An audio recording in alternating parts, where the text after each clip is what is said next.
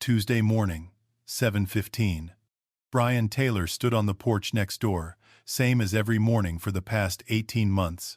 Pharmacy bag in one hand, container of scrambled eggs in the other. He knocked twice and waited. The door opened.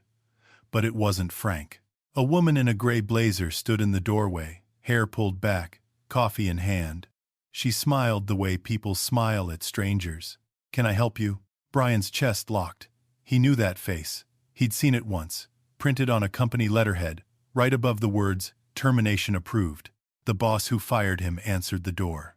This story starts at a front door on a quiet street in Virginia. But where it ends, nobody saw coming. 18 months earlier, Brian Taylor had moved into Unit 4B on Maple Drive in Roanoke, Virginia, with a pickup truck full of everything he owned and his 9-year-old son, Sam, asleep in the passenger seat. One bedroom, a pull-out couch, $650 a month. The water heater was slow, and the kitchen window stuck halfway, but the lock worked, and it was theirs. He took a job doing maintenance for the apartment complex. Drains, light fixtures, drywall.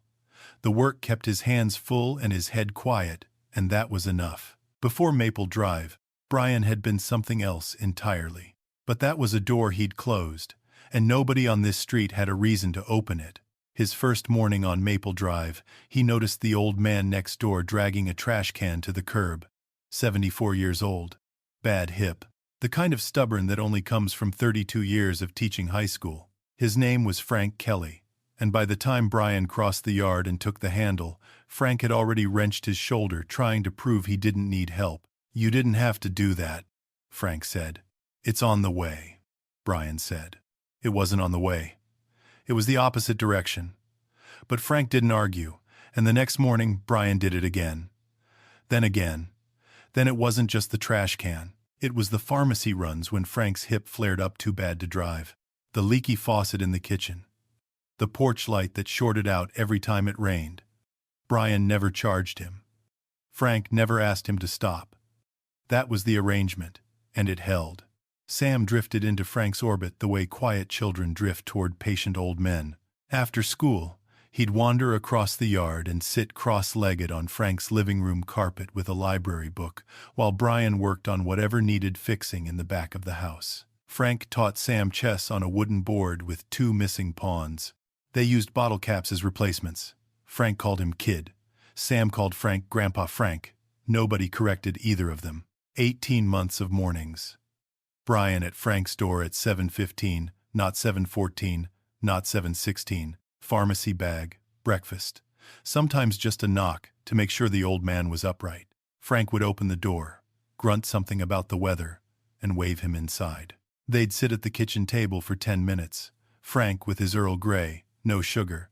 Brian with nothing because he'd already eaten. And then Brian would head to work. It was ordinary. It was routine. And it was the steadiest thing in either of their lives.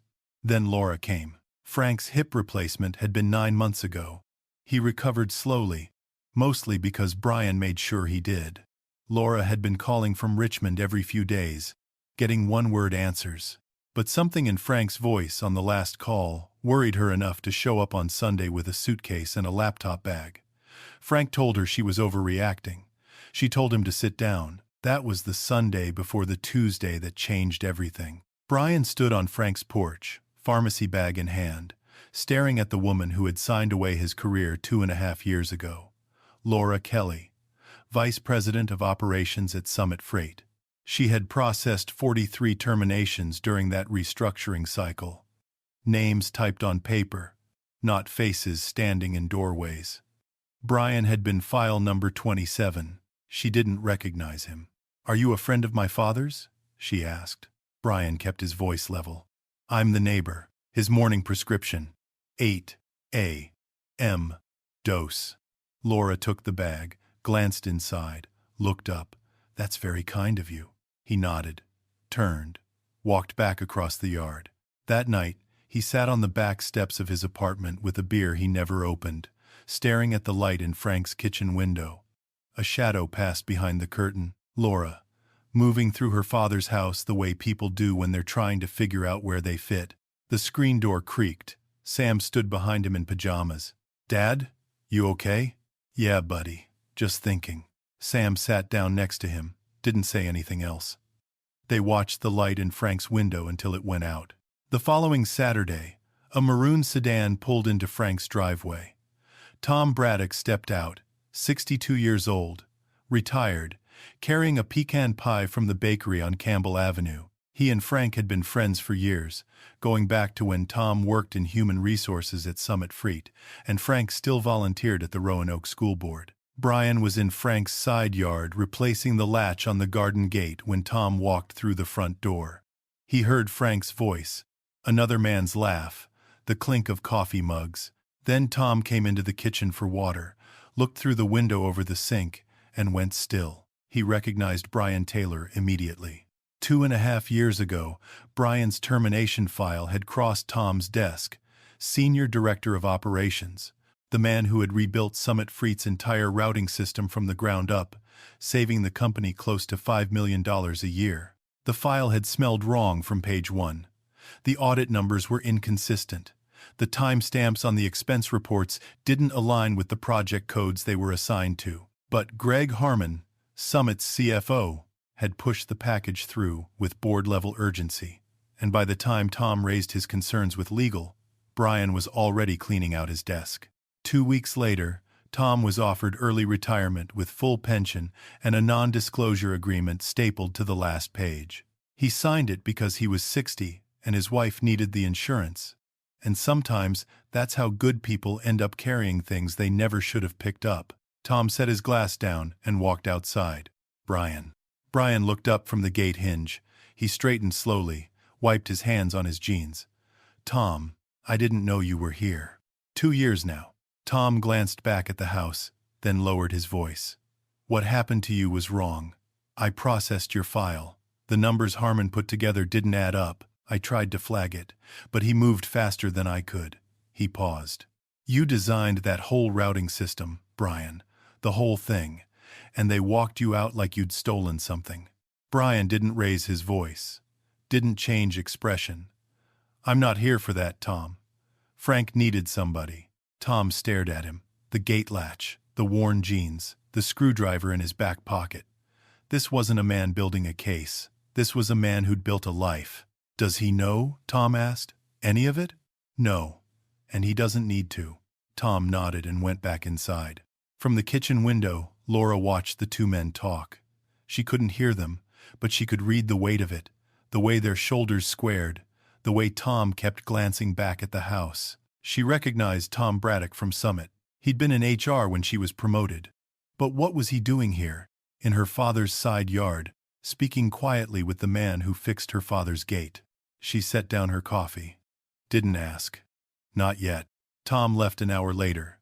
He sat in his car at the curb with the key in the ignition and the engine off for a long time. He replayed the image of Brian crouched in Frank Kelly's yard, replacing a gate latch for free. Then he thought about Laura Kelly in the kitchen window, the woman whose signature was on Brian's termination letter. He doesn't know she's Frank's daughter, does he? Tom paused, reconsidered. No, he does know. He's known since the morning she opened that door, and he still comes. Every morning, 7:15. Tom started the engine. His hands were tight on the wheel. Something that had been sealed for 2.5 years had started to crack, and he knew, driving home on the interstate with the pecan pie box empty on the passenger seat, that he was going to have to do something about it. Over the next week, Laura stayed in Roanoke longer than she'd planned. Frank's physical therapy was going well, but his energy wasn't bouncing back the way the surgeon had promised, and every time she mentioned going back to Richmond, Frank changed the subject in the way that meant please don't. So she set up her laptop on his dining room table, joined conference calls from his living room, and told her assistant she was working remotely for the foreseeable future. Every morning at 7:15, Brian knocked. Laura opened the door. It became their routine, a small, wordless transfer. Brian would hold out the pharmacy bag or the breakfast container. Laura would take it, say thank you or nod or sometimes nothing at all. Brian never lingered. Laura never invited him in while she was there. It was polite and efficient and completely empty of the weight that sat underneath it. But Laura started noticing things. Brian knew Frank's medication schedule by heart. He knew which pills went with food and which didn't. That Frank was allergic to penicillin. That the arthritis in his right hand made childproof caps impossible. He knew Frank drank Earl Grey with no sugar, and that the third step on the back porch was soft and should be avoided when it rained. These weren't things a neighbor picks up by accident. These were things you learn when you pay attention every single day for a year and a half. One afternoon, the pipe under Frank's kitchen sink burst. Water pooled across the floor. Laura reached for her phone to call a plumber, but Brian was already at the door. He'd heard the water through the shared wall. He was under the sink in 45 seconds, tools laid out on a towel, and had the pipe patched and the joint resealed within the hour. A job any plumber would have charged $400 for. Laura stood in the kitchen doorway, coffee in hand, watching him work. He moved the way people move when they've done precise work their whole lives, no wasted motion, no second guesses, methodical, controlled. This wasn't a man who'd learned plumbing from a maintenance manual. She didn't say anything, but she noticed. That evening, Laura's phone rang. Greg Harmon, Summit Freight's CFO, calling about the quarterly logistics performance report. Numbers were down again. Client complaints up 12%. Route efficiency had been declining for 2 years, and nobody could figure out why. "We need another round of cuts," Greg said. "Headcount's still too high." Laura's jaw tightened. "We've cut enough people, Greg." "The problem isn't headcount. It's the system." Silence on the other end. The kind of silence that has teeth. She didn't know she'd just touched the exact truth the system was failing, because the man who designed it had been thrown out of the building 2.5 years ago, and nobody had understood the architecture well enough to maintain it since. But she felt the edge of something. A shape she couldn't see yet. Like hearing a door close in a room you haven't entered. Later that night, she sat on Frank's porch with her laptop open, screen glowing blue against her face, the cursor blinking on a quarterly report she couldn't focus on. Brian stepped out his back door across the yard. He stood on his steps for a moment, hands in his pockets, looking up at nothing in particular. Then he noticed the glow on Frank's porch and turned his head. They saw each other through the dark. 20 feet of grass between them. Neither waved, neither spoke. Just two people standing in the same quiet, aware of each other in the way you're aware of a sound that won't stop even when you've stopped listening for it. Then they both turned away, and the yards were empty again. Saturday afternoon. Sam crossed the yard to Frank's house for their weekly chess game. Laura was working at the dining table when the screen door banged, and the boy walked in, board tucked under one arm, bottle cap pawns in a Ziploc bag. "Hey, Grandpa Frank, ready?" Frank was already seated at the card table by the window, pieces set up, reading glasses on. "Been ready since Thursday, kid." Sam sat across from him, small hands arranging his pieces with care. Laura watched from behind her laptop screen. The boy played the way his father worked, quiet, deliberate, thinking 2 moves ahead before touching a piece. Frank studied him with the kind of attention retired teachers never lose. "That's a sharp move," Frank said after Sam shifted his bishop across 3 squares. "You see the fork?" Sam nodded. "Dad showed me forks last week." "Your old man plays?" "He used to." "Before." Frank didn't ask before what. He moved his knight and waited. Laura lowered her laptop screen an inch. She could see through the front window where Brian was in the yard, painting Frank's fence with a roller he'd bought with his own money. Back and forth, even strokes, the white paint bright against the old wood. Inside, Sam and Frank bent over the chessboard in comfortable silence. 2 rooms, 2 rhythms, both steady. "Grandpa Frank?" Sam looked up. "Can I come back tomorrow?" Frank smiled. "You come every day you want, kid. This house has been too quiet for too long." Laura closed her laptop. Something shifted behind her ribs. Not about Brian. About herself. Her father, 74, living alone, and a 9-year-old boy from next door, called him Grandpa. She had an apartment in Richmond she hadn't decorated in 3 years. She had a parking spot with her name stenciled on it. And her father had a boy with bottle cap pawns, who came back every Saturday. She walked outside and crossed the yard to where Brian was painting. He stopped when he heard her footsteps. "Brought you some water," she said, holding out a glass. Brian looked at her, then at the glass. "Took it, thanks." She turned and walked back to the house. At the porch steps, she paused just for a second and glanced back. Brian was watching her. He looked away fast and went back to painting. It was small, almost nothing. But it was the first time either of them had moved toward the other on purpose. That evening, Laura was on a call with Richmond when Greg Harmon brought up another restructuring proposal. More cuts, more layoffs. Laura pushed back. The routing system is the bottleneck, Greg. Cutting people won't fix architecture. Greg's voice went flat. I've been running the numbers on this for 2 years, Laura. Trust the data. Then send me the original audit files from the last restructuring. All of them. I want to understand what we based those decisions on. A pause, just long enough to matter. I'll have my office pull them, Greg said, and hung up. Laura stared at her phone.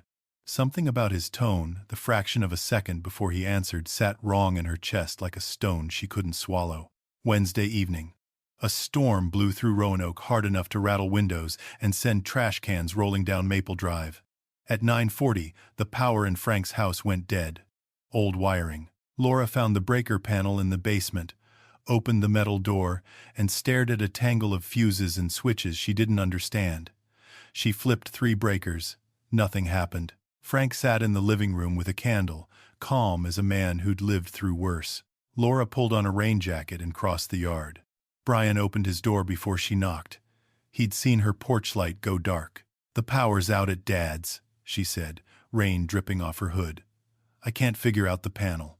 He grabbed a flashlight and followed her across the wet grass without a word. In Frank's basement, Brian opened the panel and studied it for 10 seconds, tracing the circuits with his flashlight, reading the wiring the way a surgeon reads a scan. Then, he started working. It wasn't a simple reset. Part of the wiring had degraded past safe use insulation cracked, copper greening at the joints, and he rerouted a section through the backup circuit with a pair of pliers and a roll of electrical tape from his back pocket. Hands steady, no hesitation, no second-guessing. Laura held the flashlight, standing close in the narrow space beside the panel. Close enough to smell the rain on his jacket, to hear the rhythm of his breathing change when he found the fault. She kept the beam where he pointed without being asked, adjusting the angle before he had to say anything. They worked in silence, the kind that comes not from having nothing to say but from not needing to, and it was the most natural thing that had happened between them since the morning she opened the door. 20 minutes later, the lights hummed back on. Upstairs, Frank hadn't moved from his chair. He looked up from his candle, blew it out with one steady breath, and said, "Told you. That boy can fix anything." Laura looked at her father. He said it with pride, the kind of pride that isn't earned in a week or a month, but in hundreds of mornings at 7:15. After Brian left, Laura sat at the dining table, laptop open, but she wasn't working. She opened an old file she'd archived 2 years ago, the personnel spreadsheet from the restructuring cycle, 43 names. She scrolled slowly. She wasn't looking for Brian's name. She didn't know to look for it yet. But she was looking for something. And the fact that she didn't know what told her more than finding it would have. Her phone buzzed. Greg again. A text this time. "The audit files you asked for, still pulling them from archive, might take a few days." She typed back, "Take your time." Then deleted it and typed instead, "I need them by Friday." She set the phone down and walked to the front window. Across the yard, Brian's living room light was still on. Through the curtain she could see him on the couch, Sam leaning against his shoulder. Both of them still. Father and son, end of a long day, the kind of ordinary that people spend their whole lives trying to build. Laura stood at that window longer than she meant to. Then she went to bed and, for the first time in a week, didn't check her email before closing her eyes. 2 weeks after his first visit, Tom Braddock came back to Frank's house. This time he wasn't carrying pie. He was carrying a manila folder. Laura was in the kitchen when Tom walked in. He greeted Frank with the usual warmth, but his eyes moved to Laura and stayed there a beat too long. He knew who she was, not just as Frank's daughter, but as the VP whose signature sat at the bottom of Brian Taylor's termination letter. And he knew Brian was outside at that very moment, tightening the brackets on Frank's mailbox post. Frank poured coffee. The 3 of them sat at the kitchen table. Laura's laptop was open, but she wasn't looking at it. Something about Tom's posture, the way he kept his hands flat on the table, the way he hadn't touched his coffee, told her this wasn't a social visit. Frank noticed too. 32 years in a classroom sharpens your eye for people carrying weight they're about to set down. "Spit it out, Tom," Frank said. Tom looked at Frank, then at Laura, then down at the folder. "Frank, how much do you know about Brian? About what he did before he moved here?" Frank leaned back. "I know he's not a handyman. I taught high school for 3 decades, Tom. I know when somebody's overqualified to fix my kitchen sink." He paused. "But I never asked, because it wasn't any of my business, and he never offered, because that's the kind of man he is." Tom nodded slowly. Then he opened the folder. Inside were 2 documents, 2 versions of the same audit report, the one that had been used to terminate Brian Taylor from Summit Freight 2.5 years ago. The first was the version submitted to Laura's office, the version she had reviewed and signed off on. The second was the original, the one Tom had copied from the system before his last day, before the NDA, before he walked away carrying something that burned a hole in every drawer he hid it in. The numbers didn't match. 14 data points had been altered. Every single change shifted financial responsibility from one department code to another, from the CFO's division to operations, from Greg Harmon's budget lines to Brian Taylor's. $1.2 million in misallocated spending, buried under falsified timestamps, and pinned to the man who had built the very system that should have caught it. Tom laid both pages side by side on the table. "Your daughter fired a good man based on a lie, Frank. And that man has been bringing your medicine every morning for 1.5 years. Frank looked down at the papers. His hands trembled, and it wasn't from the arthritis. It was from something older and harder than pain. Laura set her coffee cup on the table, slowly. "The way you set something down when you realize your hands aren't steady enough to hold it." She looked at the name on the audit report. Brian A. Taylor, Senior Director of Operations. She remembered the form. She remembered her own handwriting on the approval line. She hadn't known his face, she'd never met him, but she knew her own signature, and it was right there, at the bottom of a lie she hadn't known she was signing. Tom's voice was quiet. "He knows who you are, Laura. He's known since the first morning you opened that door. And he came back the next day. And the day after that. Every morning, 7:15. Laura didn't speak. She stared at the 2 reports, at the 14 points of divergence, at the name she had crossed out of a company without ever looking him in the eye. Outside, through the window, she could hear the faint sound of a wrench against metal. Brian, tightening the mailbox brackets, not knowing that inside this kitchen, the ground under all of them had just shifted. Laura didn't sleep that night. She sat in Frank's guest room with the 2 audit reports spread across the quilt, reading every line, comparing every number, tracing the path of each alteration back to its source. By 2 a.m., she knew, not suspected knew, Greg Harmon had fabricated the entire case. At 7:15 the next morning, Brian knocked. Laura opened the door. No blazer, no makeup. Eyes rimmed red from a night of reading documents that had kept her awake. Brian looked at her and understood instantly. He didn't need her to say it. The way she held the door, the way her eyes stayed on his face instead of sliding past, she knew. He held out the pharmacy bag. Frank's prescription. Morning dose. Laura took it. Their fingers didn't touch. But the space between them was different now. Charged. Honest. Brian. She said his name and nothing else. He stopped on the second step. Didn't turn all the way around. Just tilted his head. Enough to listen. "I didn't know." Her voice was steady, but barely. 3 seconds. Then, "I know." He walked across the yard. Laura stood in the doorway, one hand on the frame, watching him go. She didn't call after him. There was nothing else to say that wouldn't sound like an excuse, and she understood, standing there in the morning light, that Brian Taylor had never once asked for an excuse. He'd asked for nothing. That was the whole point. That afternoon, Laura logged into Summit Freight's internal server from Frank's dining table. She cross-referenced the original audit file against the company's records. The version Greg had submitted to her office showed expense codes assigned to Operations Brian's department. The original showed those same expenses under the CFO's division. Greg's division. Every timestamp on the altered file traced back to late-night edits made in the 2 weeks before Brian's termination. Same IP address. Same user credentials. Greg Harmon's. She dug deeper. Since Brian's departure, the routing system he'd built had degraded 34% in efficiency. No one at Summit understood the architecture because no one had been taught it. Brian had designed it alone, and when they fired him, they fired the only person who knew how it worked. The client complaints, the declining numbers, the rounds of layoffs. Greg kept proposing. It was all downstream of a single act of fraud, committed 2.5 years ago, to cover $1.2 million in misallocated spending. Laura picked up her phone. Greg answered on the second ring. I need the original audit files from the Taylor termination. The actual originals, Greg. Not the ones your office cleaned up. Silence. What's this about, Laura? Routine review.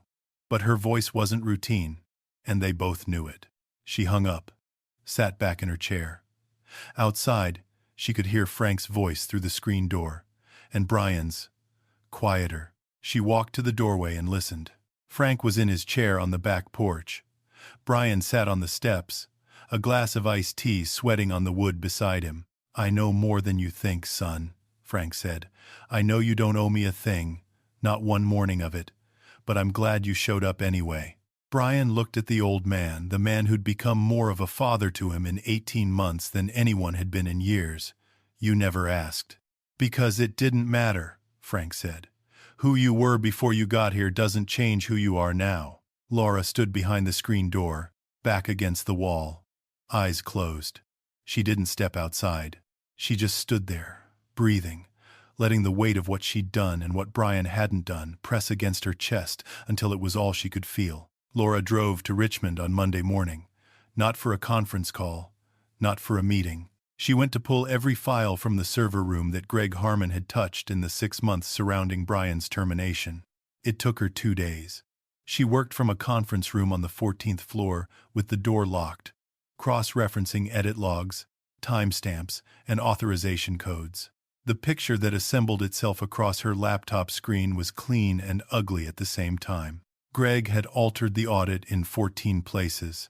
He'd changed department codes, shifted expense lines, and backdated 3 authorization signatures.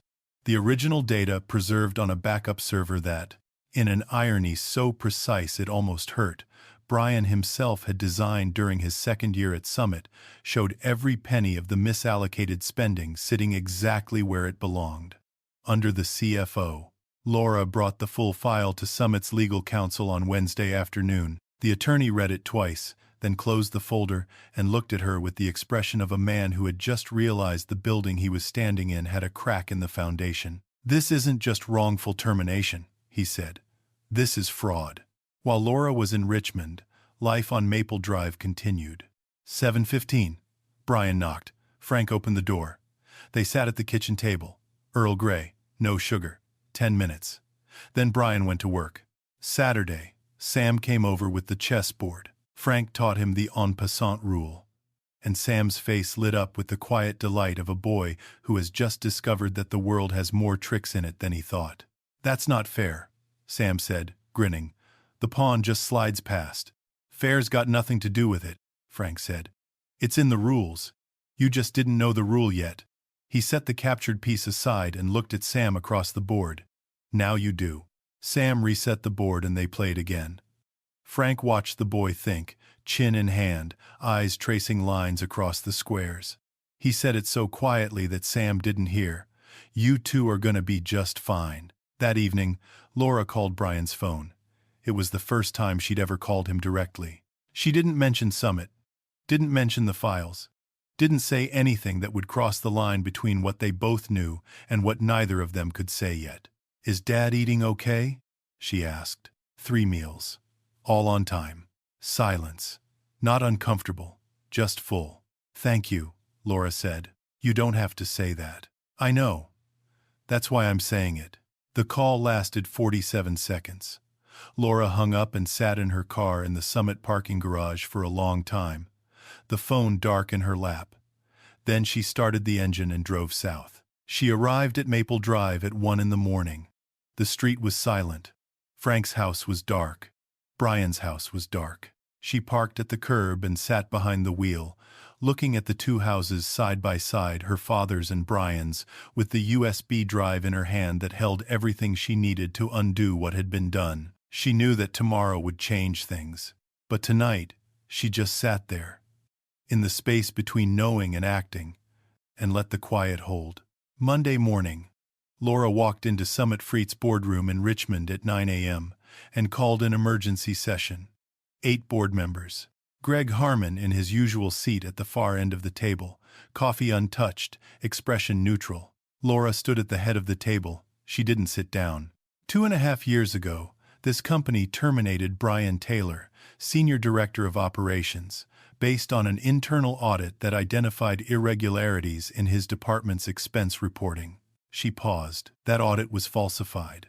She projected 2 documents on the screen, side by side, the version Greg had submitted and the original from the backup server. 14 data points were altered.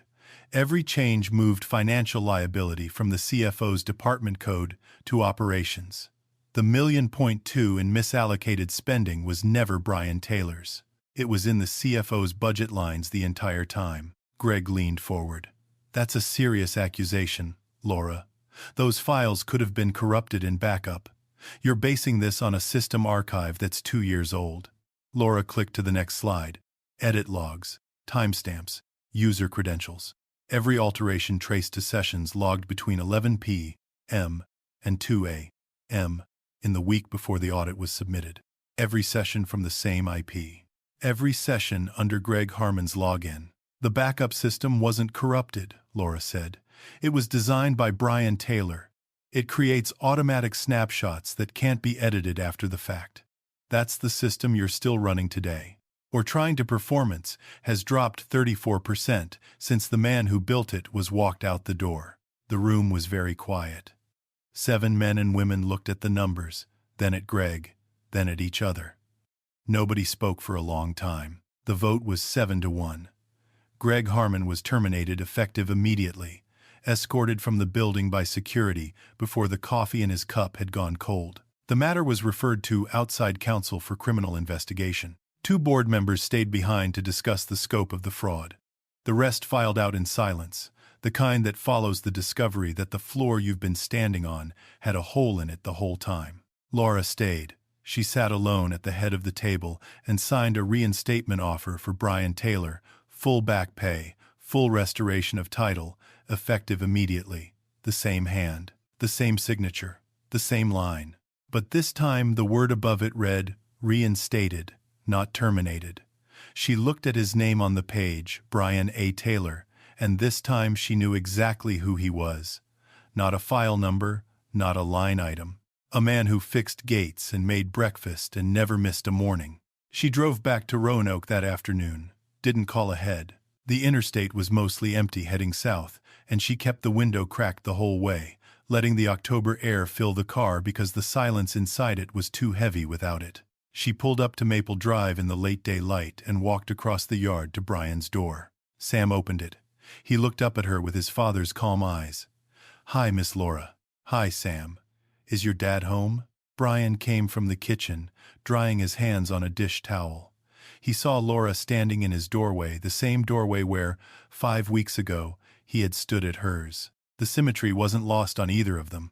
Laura held out a white envelope. "This is for you." Brian opened it. "Read the letter. Reinstatement. Back pay. Full title." He read it twice, then folded it and set it on the counter next to Sam's lunchbox. "I'll think about it." Laura nodded. She didn't push. She understood that this had never been about the job.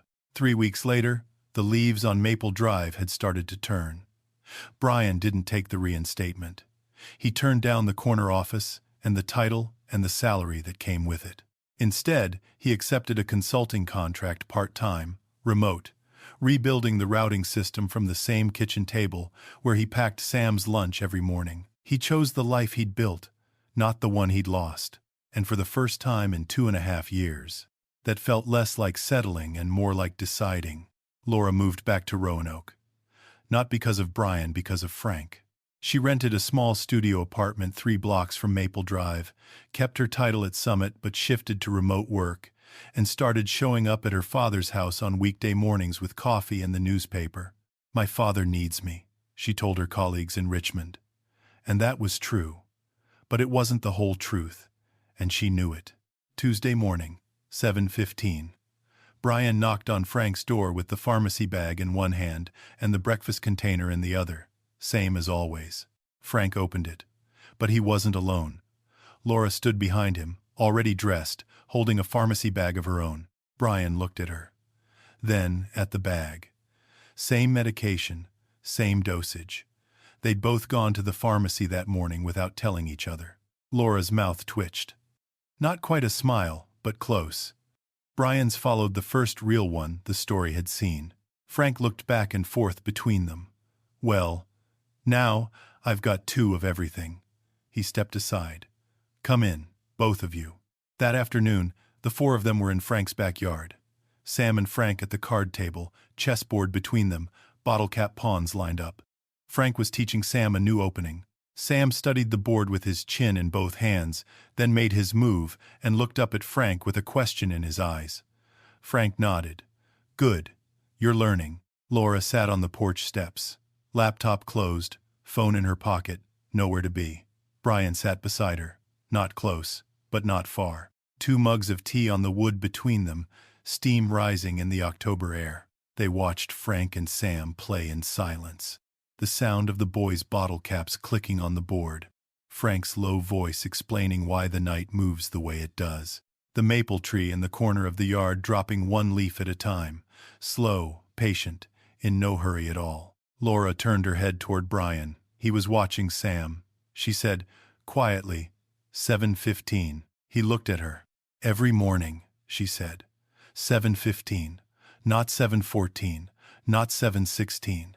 She paused. "You never missed." Brian held her gaze. He didn't answer with words. Just a small nod. The kind that says, "I hear you, and it mattered, and that's enough."